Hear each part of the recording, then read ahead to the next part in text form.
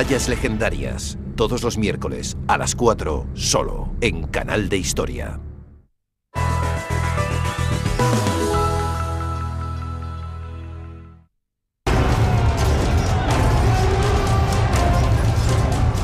Es despiadado, resuelto, letal y uno de los mejores tácticos militares que el mundo haya conocido. Un brillante estratega cuyas tropas desean matar y morir por él. Todo por la gloria de Grecia. Es Alejandro Magno. En el siglo IV a.C., Alejandro gobierna más de la mitad del mundo conocido. Pero eso no es suficiente para él. Quiere más. Ansioso por expandir su imperio, Alejandro desea conquistar un nuevo territorio, la India. Todo lo que se interpone ante él son 2 inmensos ríos y 750.000 de soldados indios.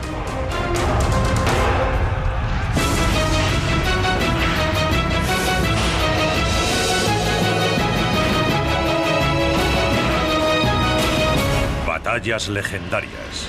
Alejandro, el señor de la guerra. Año 331 a.C., la batalla de Arbela o de Gaugamela. Cerca de 50.000 griegos luchan contra un antiguo enemigo, los persas. Cada una de estas dos superpotencias lleva cientos de años derramando la sangre de la otra.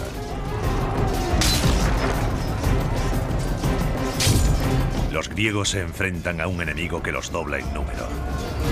Pero en ese día de octubre salen victoriosos. Y cambian el curso de la historia.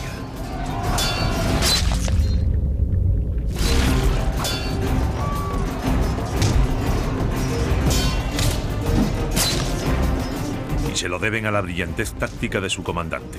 Alejandro Magno tiene entonces 25 años. Ha llegado su momento. Realmente Alejandro tiene un carisma increíble.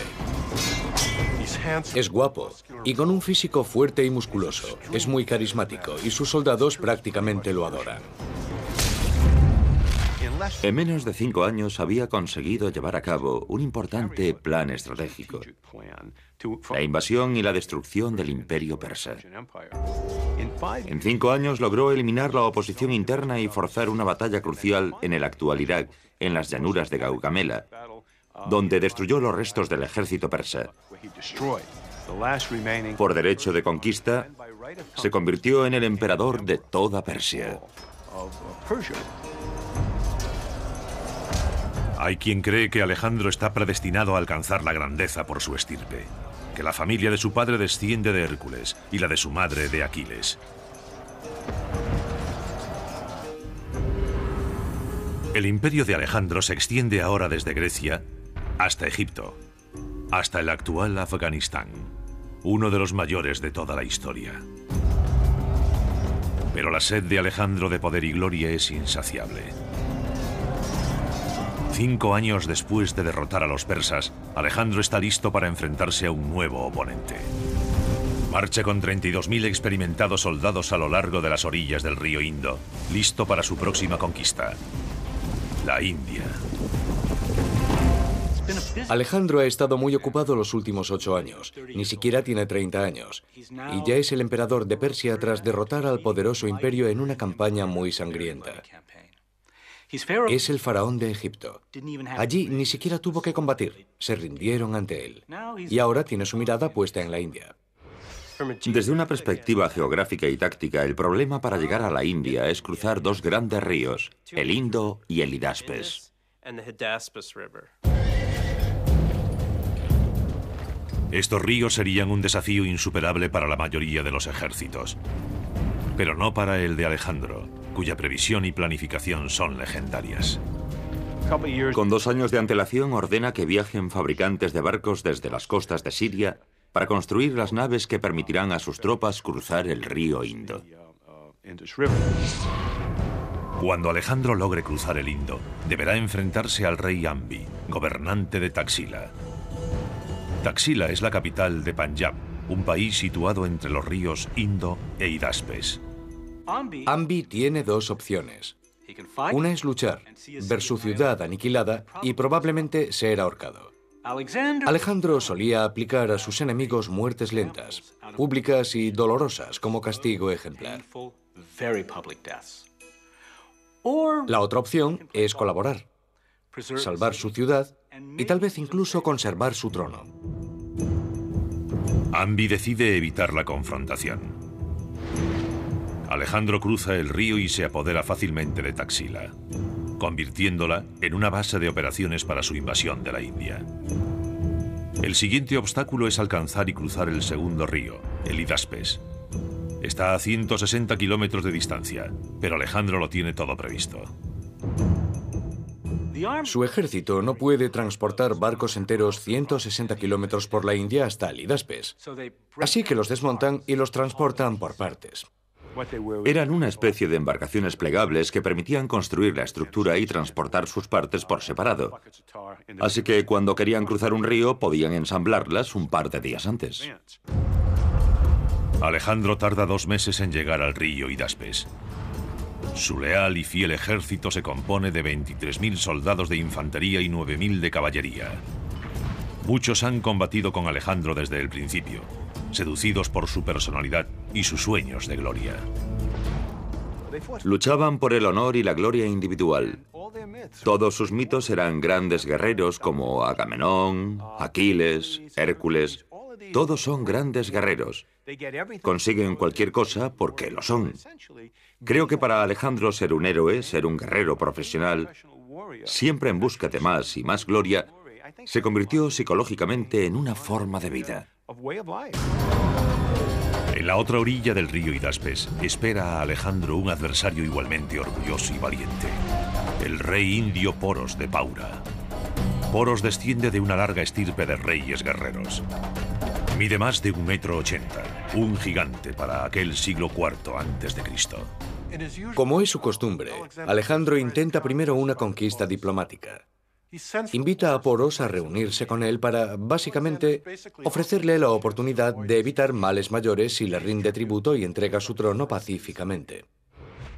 Poros no solo se niega a rendirse, sino que desafía al legendario Alejandro Magno a luchar. Le dice, sí, nos encontraremos, pero en el campo de batalla. Poros está dispuesto a defender su reino a cualquier precio. Tiene bajo su mando unos 30.000 soldados de infantería, 2.000 de caballería y 300 carros. Pero además tiene algo que ni Alejandro ni los griegos han visto jamás. Dispone de 200 elefantes de guerra, listos para el combate.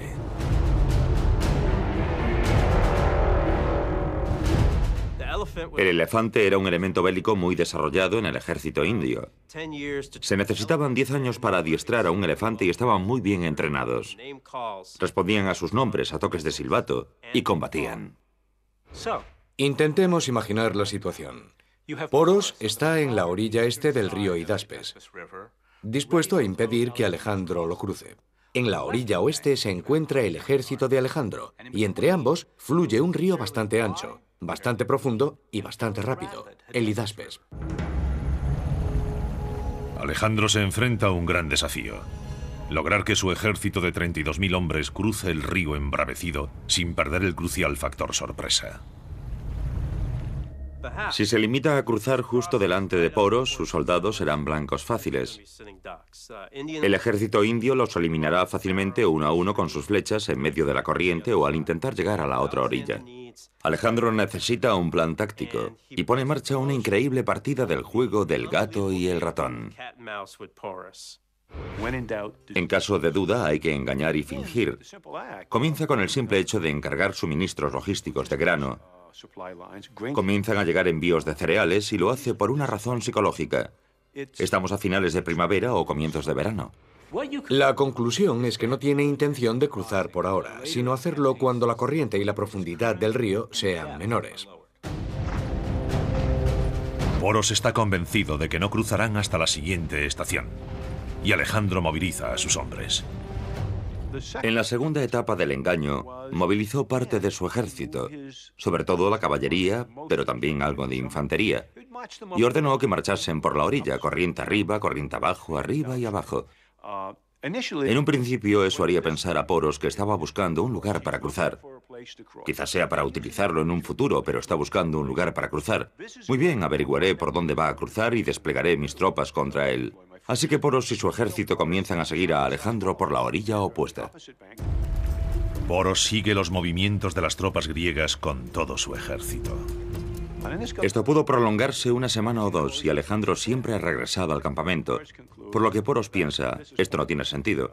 Aunque esté buscando un lugar para cruzar, no hay necesidad de que haga marchar a todo mi ejército arriba y abajo por la orilla.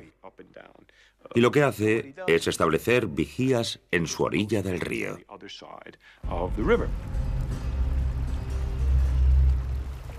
Eso es exactamente lo que Alejandro pretendía. A continuación ordena a sus hombres iniciar la segunda etapa de su minuciosa campaña. Su misión es encender hogueras, hacer ruido y atraer la atención cada noche. Alejandro vuelve a centrar la atención del ejército de Poros en el ruido que hacen sus hombres en la orilla del río. Alejandro ha logrado una ventaja táctica muy importante: la capacidad de mover su ejército por su orilla del río sin provocar una respuesta táctica importante del enemigo. Básicamente, ha reducido el nivel de alerta, la capacidad de atención de Poros y de su ejército. Por fin, después de 2 meses y al amparo de la oscuridad, Alejandro conduce un contingente de tropas fuera del campamento. Debido a la situación a la que se ha acostumbrado, Poros casi no presta atención. Alejandro nunca tuvo la intención de esperar para cruzar el río. Todo lo que ha hecho hasta ahora es crear la situación necesaria para cruzar el río sin alertar al ejército indio y así lograr una ventaja táctica. Es absolutamente brillante. Sabe exactamente por dónde va a cruzar y que lo va a hacer esa noche. Lo que hace es remontar el río 27 kilómetros por la orilla, con 10.000 soldados de infantería, 6.000 de caballería y 1.000 arqueros de caballería ligera aproximadamente. Pero Poros no será el único sorprendido esa noche. El río Hidaspes también deparará algunas sorpresas a Alejandro.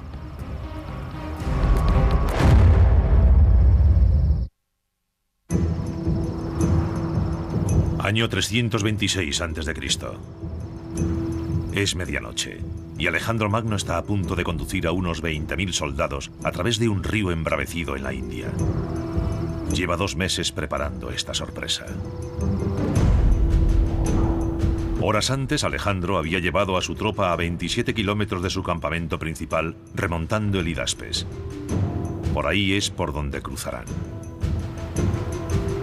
El ejército de Alejandro es una máquina de guerra bien engrasada y experimentada. Llevan buena parte de una década mejorando y actualizándose con cada campaña.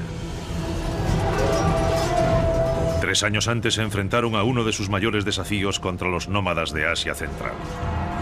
La batalla se desarrolló cerca de Bactria y Sogdiana, los actuales Afganistán y Pakistán, las provincias más orientales del imperio de Alejandro. El problema de Alejandro con las provincias más orientales es que no son verdaderas naciones-estado, sino conglomerados de comunidades étnicas tribales que luchan entre sí. Algo muy parecido a lo que hoy sucede en Pakistán y Afganistán. Por lo tanto, lo que se propone básicamente es sofocar esas revueltas.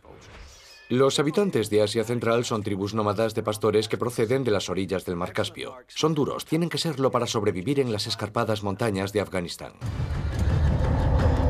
Son magníficos jinetes expertos en tácticas de hostigamiento. Tanto Alejandro como sus tropas carecen del equipamiento y el entrenamiento necesarios para enfrentarse a este tipo de ataque. La formación habitual de los griegos consiste en moverse a la vez, en una falange formada por varias filas de guerreros. Pero su nuevo enemigo, los guerrilleros tribales de Asia Central, cuenta con arqueros a caballo que atacan con flechas rápidas y letales. Se mueven con gran ligereza y rapidez. Hostigan al enemigo con una descarga de flechas o jabalinas y se retiran rápidamente. Para combatir esta nueva amenaza, Alejandro reestructura su ejército e incorpora una caballería ligera de arqueros a sus tropas.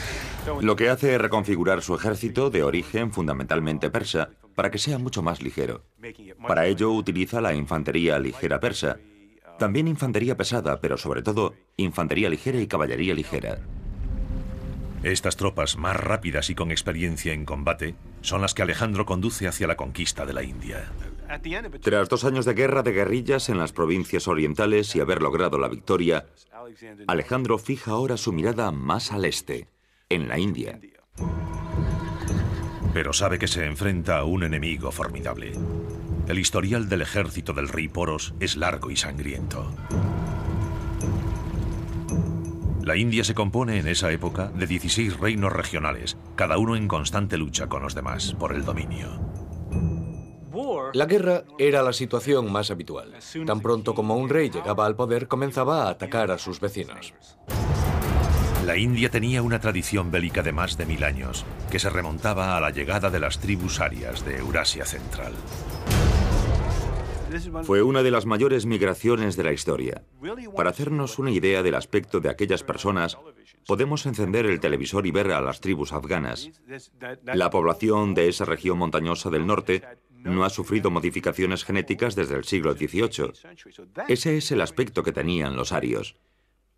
Era un pueblo alto, moreno, con barba y de ojos oscuros que tenía caballos y carros, por lo que no tardó en conquistar la India.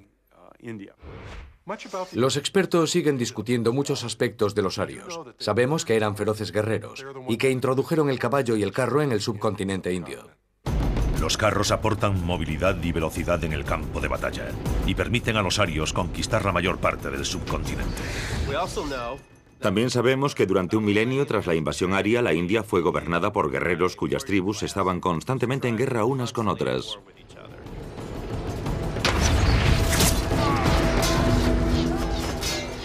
La India posee yacimientos de oro y otros metales. Los arios saben construir armas tan sofisticadas como las de cualquier otro ejército. En el Ramayana, un poema épico indio de los primeros siglos antes de Cristo, el villano, Ravana, es representado portando 18 armas diferentes en otras tantas manos. Una jabalina, una espada curva, 3 hachas de combate diferentes, todas las armas que podamos imaginar. Y ese arsenal representa el que los distintos ejércitos indios utilizaban en esa época. Los antiguos reinos de la India habían perfeccionado mucho el arte de la guerra. Un arte del que Poros es un maestro. Ahora espera para defender la India de un nuevo invasor, Alejandro. Poros cree que dispone de tiempo para descubrir cuándo Alejandro cruzará el Hidaspes, pero ha sido engañado. Alejandro lo está cruzando ahora mismo, 27 kilómetros río arriba. 10.000 soldados griegos de infantería, 6.000 de caballería pesada y 1.000 arqueros asiáticos de caballería ligera se lanzan a las aguas embravecidas.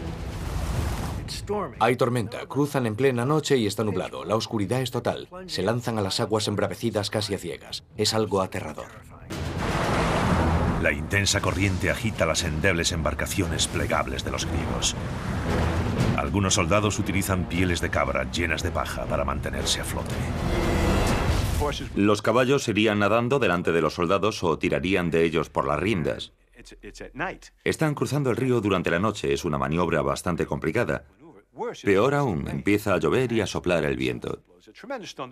Sin embargo, una gran tormenta beneficiaría a Alejandro, ya que eso disimularía el ruido y mantendría a los vigías de Poros a cubierto. Alejandro está seguro de haber elegido bien el lugar por el que cruzar, pero lo que él considera la otra orilla del río es en realidad una isla que divide el río en dos. Cruza el río, llega a la isla, la atraviesa por un estrecho desfiladero en el que puede ocultar sus tropas de Poros y descubre horrorizado que no está en la otra orilla. No es la orilla opuesta, sino una isla. Descubren otra isla oculta detrás de la primera. Los griegos han de cruzar el río 2 veces más y el tiempo se agota. Alejandro acaba de cometer uno de los pocos errores tácticos de su carrera. Cuando buscó el lugar por donde cruzar, no envió nadadores a la otra orilla. Vio una isla y la orilla detrás de ella. pero lo que él consideraba la otra orilla era otra isla. Y ahora piensa, ¿qué vamos a hacer? El río es demasiado profundo, así que recorren la isla hasta que encuentran un lugar donde el agua les llega hasta el pecho y cruzan por allí nadando y arrastrando sus equipos hasta llegar a la otra isla. Está amaneciendo, tienen hambre y frío, y están empapados, pero aún así alcanzan la otra orilla del río. Poco tiempo después, los vigías descubren lo que ocurre y un jinete informa a Poros de que Alejandro ha logrado cruzar y avanza hacia él con sus tropas. Poros se enfrenta a un dilema. Sus vigías dicen que Alejandro ha cruzado el Hidaspes, pero enfrente de su campamento ve un gran número de tropas griegas. Alejandro, astutamente, había dividido su ejército la noche anterior. Unos 15.000 soldados cruzaron el río, pero otros 12.000 se quedaron en el campamento. Dejando esas tropas en la otra orilla impide que Poros se mueva porque ignora por completo si Alejandro ha movilizado el grueso de su tropa o se trata de un señuelo.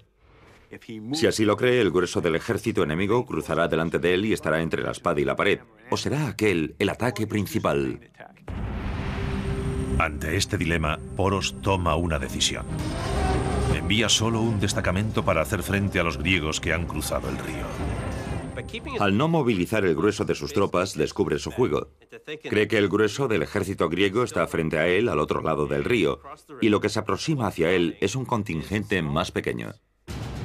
Poros envía solo 2.000 de sus 4.000 soldados de caballería pesada y 200 de sus 300 carros hacia el norte a enfrentarse con el enemigo.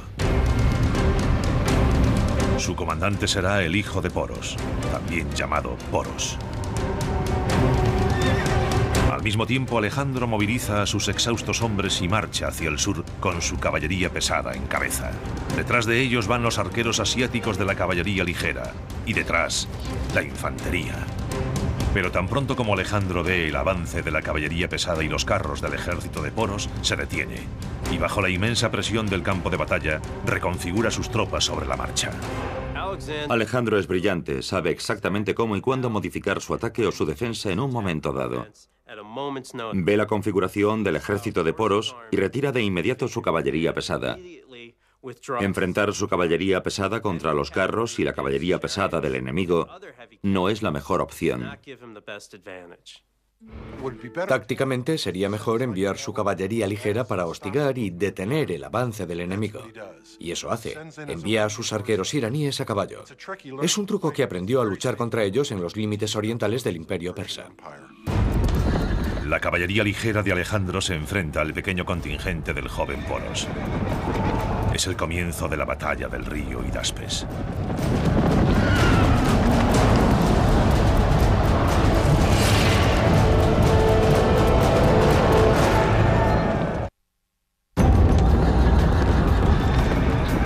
Año 336 a.C. La batalla del río Hidaspes, una de las más brutales de la historia, ha comenzado. La infantería ligera de Alejandro Magno intenta impedir con sus flechas el avance de los soldados indios. Los arqueros griegos utilizan un arco compuesto muy sofisticado. Está hecho de cuerno y tendones de las patas de ciervos o antílopes salvajes. El modus operandi de los arqueros a caballo de Alejandro es atacar y huir. Atacar y huir, no llevan armadura. Como no se acercan lo suficiente al enemigo, no la necesitan, ya que no hay arqueros entre los indios. Protegen sus cabezas con gruesos turbantes de algodón y sus torsos con una armadura acolchada, sorprendentemente resistente. Probablemente era como un chaleco antibalas, compuesto quizá de 2 capas de algodón o incluso lana. Entre esas 2 capas habría algodón sin procesar. Lo crean o no, las fibras de algodón en ramas sin procesar bastan para parar una flecha. Los arqueros a caballo de Alejandro detienen a las tropas indias y las inmovilizan. Su objetivo es restar fuerzas al ataque de la caballería india e impedir que se disperse. Y eso es exactamente lo que ocurre. Han impedido que se disperse y permanece casi inmóvil. Alejandro moviliza entonces sus escuadrones de caballería pesada griega, que se abalanzan sobre la inmóvil caballería india.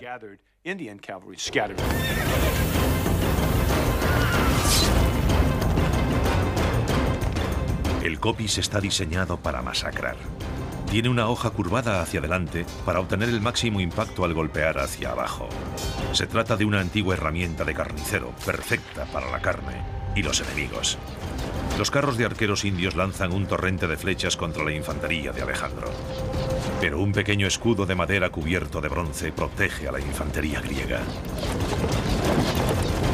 Las flechas indias cumplen su cometido, pero las condiciones del campo de batalla favorecen a Alejandro.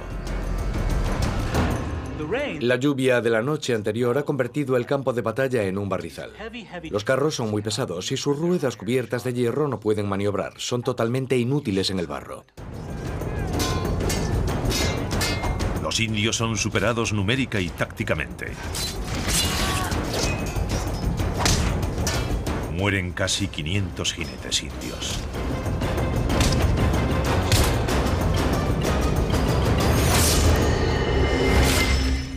Según parece, los carros no llegaron a entrar en combate, o si lo hicieron, fueron totalmente ineficaces, sobre todo porque la caballería podía maniobrar más fácilmente. El joven Poros es uno de los caídos.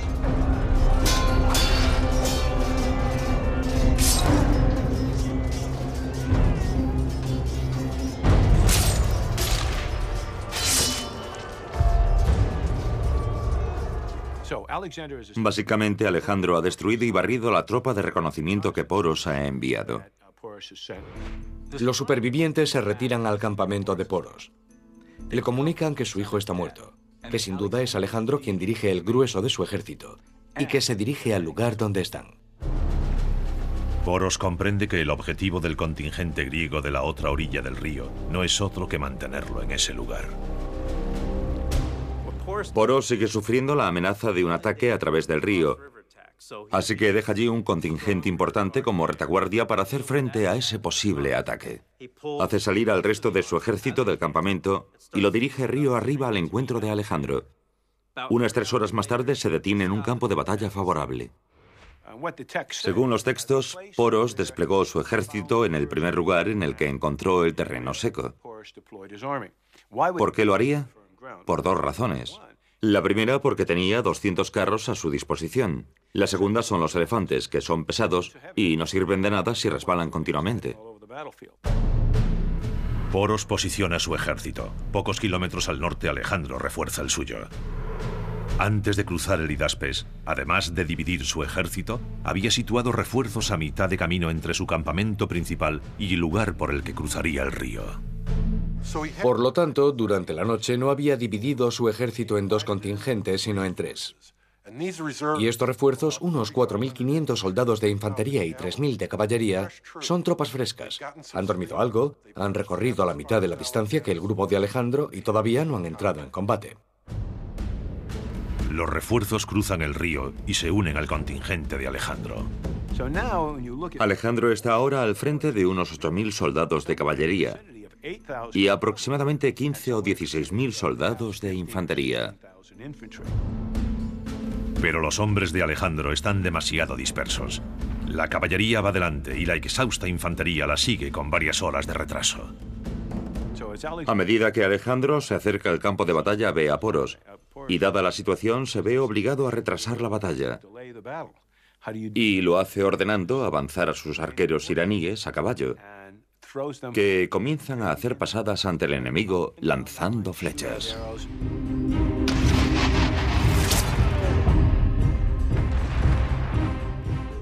Poros debería haber atacado en ese momento. Tal vez no estaba preparado, tal vez no se sentía demasiado agresivo, no lo sabemos.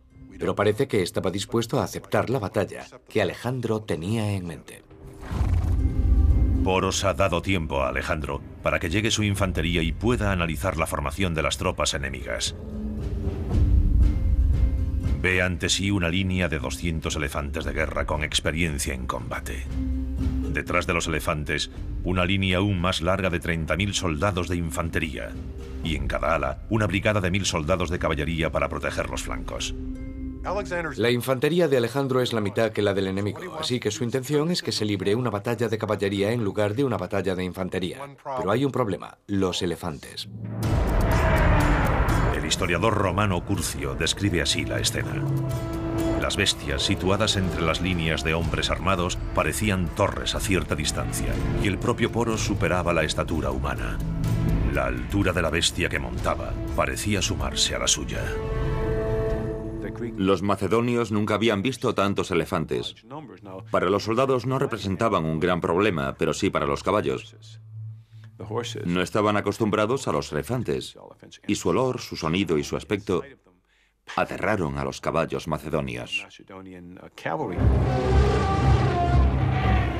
Alejandro debe revisar su estrategia para poder aprovechar su caballería o perderá esta batalla y su mejor oportunidad para conquistar la India.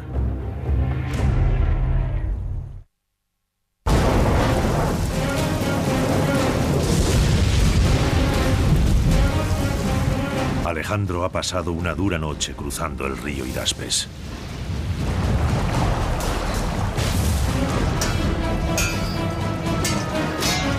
Ha derrotado a una pequeña avanzadilla india.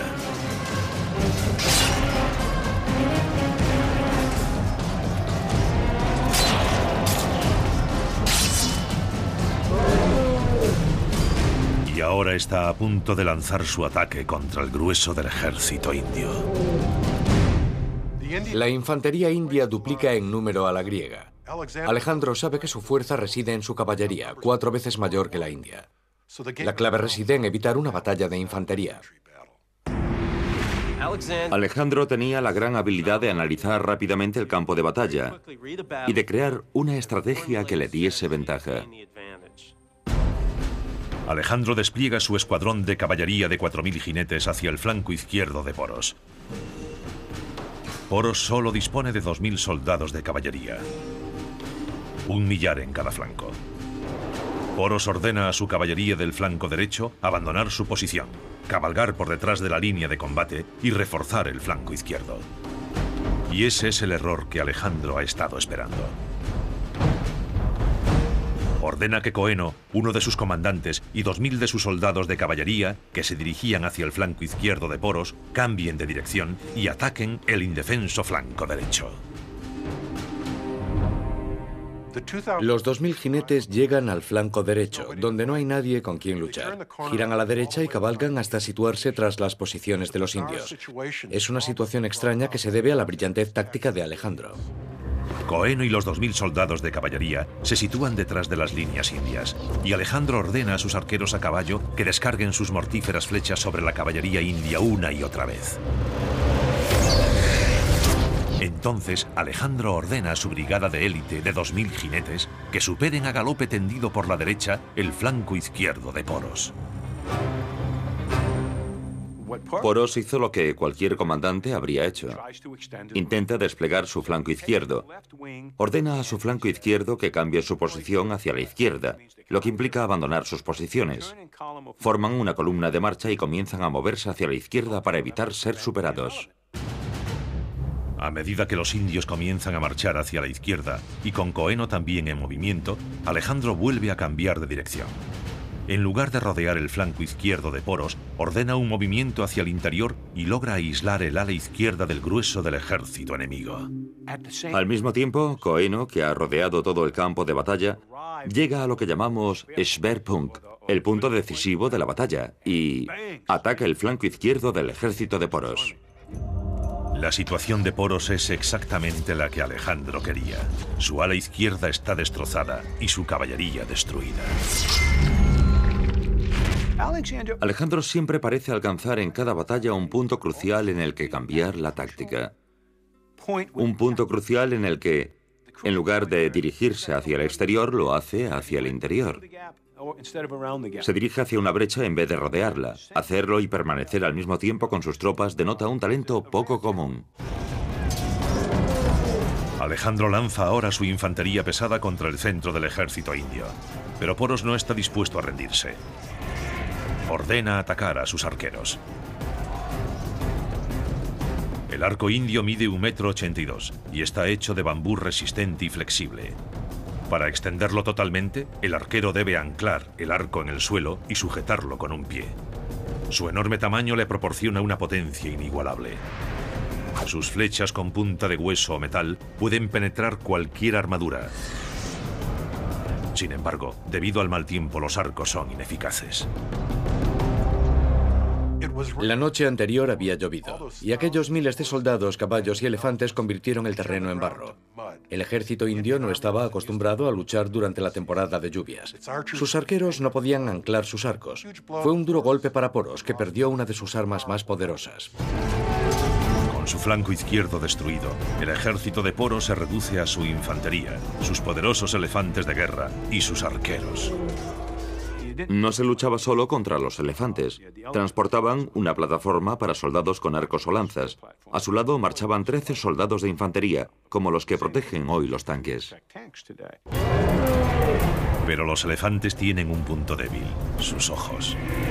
La infantería griega intenta alcanzar su objetivo. Imaginen lo que ocurre si un elefante pierde un ojo.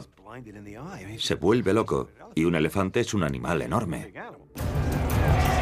En medio del caos, Alejandro ataca el centro del ejército indio y pulveriza su flanco.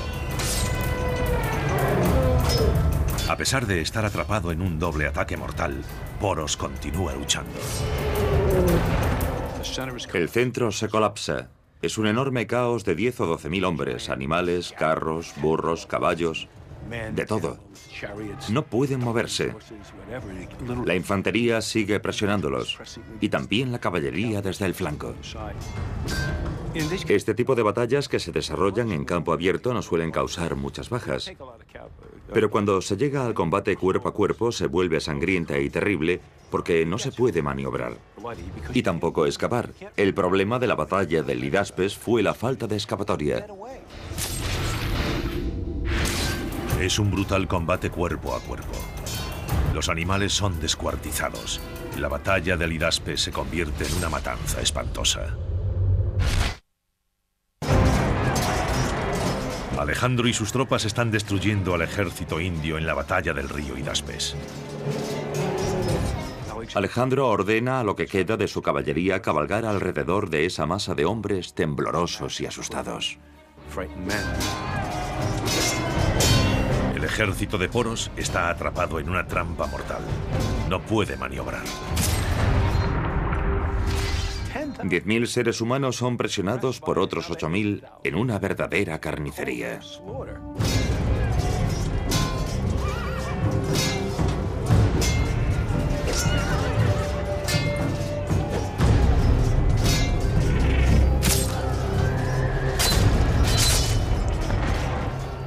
Los gritos de los animales, el ruido de un elefante herido, el relincho de dolor de un caballo. Pensemos que si un caballo resbalaba o caía herido, o un soldado caía, y recordemos que no usaban sillas de montar, morían aplastados.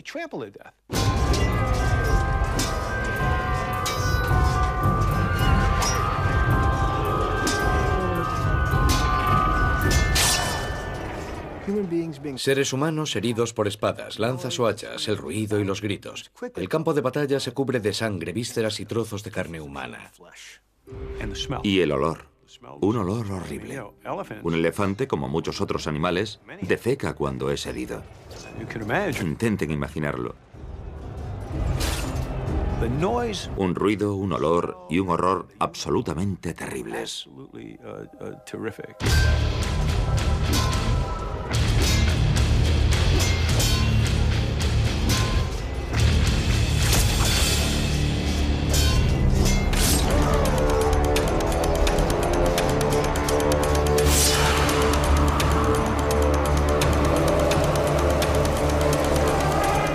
Unas 7 horas después del comienzo de la batalla, el ejército de Poros ha sido prácticamente destruido. Pero Poros sobrevive.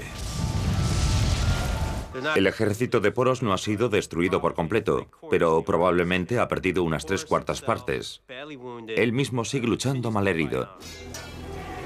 Alejandro admira la valentía de Poros y su determinación por seguir luchando pese a una derrota segura. Alejandro ve en Poros un espíritu afín. No quiere matar a un guerrero que ha llegado a respetar, así que envía a un mensajero para ofrecerle un encuentro. El historiador griego Arriano recoge aquella conversación. Alejandro fue el primero en hablar y dijo: ¿Cómo debo tratarte? Trátame como a un rey, fue la célebre respuesta de Poros. Alejandro queda tan impresionado por la dignidad y el porte de Poros que le permite seguir siendo rey y conservar sus territorios y sus súbditos. No hay ninguna duda de que Alejandro demuestra una gran brillantez táctica en la batalla del río Hidaspes. Sin duda sabe analizar un campo de batalla. Tiene lo que Napoleón denominó coup d'oeil, un golpe de vista. Observando el terreno y la disposición de las tropas, es capaz de elaborar rápidamente, en este caso, un plan táctico que le sea favorable. Con su victoria en el Hidaspes, Alejandro Magno ha dado su primer paso tras la frontera india. Pero también será el último. A medida que se adentra más en la India, varios estados dejan a un lado sus disputas y se unen contra el invasor. En el próximo campo de batalla, Alejandro se enfrentará a 300.000 soldados indios. Da la impresión de que en su intento por conquistar la India, la estrategia de Alejandro quizá no fue tan buena como lo había sido en el pasado. Cualquier perspectiva razonable de la India de aquella época le habría llevado a la conclusión de que se trataba de una empresa bélica casi imposible para un pequeño ejército griego. Los hombres de Alejandro consideran que el objetivo de su líder se ha convertido en una misión suicida. Llevan mucho tiempo combatiendo y parece avecinarse un motín. Intenta convencerlos para seguir adelante. Es un líder carismático y sus tropas son leales, pero han alcanzado su límite. Alejandro, siempre compenetrado con sus hombres, decide plegarse a la voluntad de sus tropas y se dirige al sur para regresar a Babilonia, en el actual Irak. Pero su aventura oriental podría haberle costado la vida. Lo más probable es que muriese de malaria en Babilonia. Según los textos, también había sido nombrado faraón y su cuerpo fue enviado a Egipto, donde fue embalsamado y puesto en un ataúd de cristal. Alejandro Magno, uno de los estrategas militares más brillantes de la historia, muere a los 33 años. Conquistó gran parte del mundo conocido. Su historial y su capacidad de liderazgo han inspirado a otros grandes militares a lo largo de la historia. En 1991, durante la Primera Guerra del Golfo, el general Norman Schwarzkopf aplicó con el llamado gancho de izquierda una de las estrategias de Alejandro Magno. Como Alejandro, Schwarzkopf básicamente fingió un ataque principal desde el sur contra las fuerzas iraquíes que ocupaban Kuwait. Pero el grueso de sus tropas, la caballería pesada actual, los tanques, dio un rodeo de cientos de kilómetros hacia el oeste para situarse en el flanco derecho de los iraquíes. Un gancho de izquierda con el que noqueó al ejército iraquí. Las batallas terrestres de la Operación Tormenta del Desierto no duraron más de 100 horas. Alejandro se habría sentido orgulloso del éxito de su táctica de fingir y rodear. Alejandro Magno combatió durante más de 11 años, recorrió más de 32.000 kilómetros y nunca perdió una batalla. Sin embargo, nunca estuvo satisfecho. Es una de las cuestiones más interesantes de esta historia. Tras alcanzar todos los objetivos estratégicos que se había propuesto y además contra todo pronóstico, ¿por qué Alejandro quería siempre más? ¿Por qué nada era suficiente para él? Creo que es un personaje muy peculiar a nivel psicológico. Pero básicamente creo que fue un griego muy tradicional. Cuando analizamos la historia de Grecia vemos que sus soldados no luchaban por razones estratégicas, ni siquiera por objetivos políticos. Eso aparecerá mucho más tarde, ya que no existe un sentimiento de ser griego. No existe una nación griega, por así decirlo. ¿Por qué luchaban? Luchaban por su honor y la gloria individual. Alejandro, forjador de imperios con una insaciable sed de gloria, difundió la cultura griega por todo el mundo conocido. Sin embargo, murió con el anhelo de haber conquistado aún más.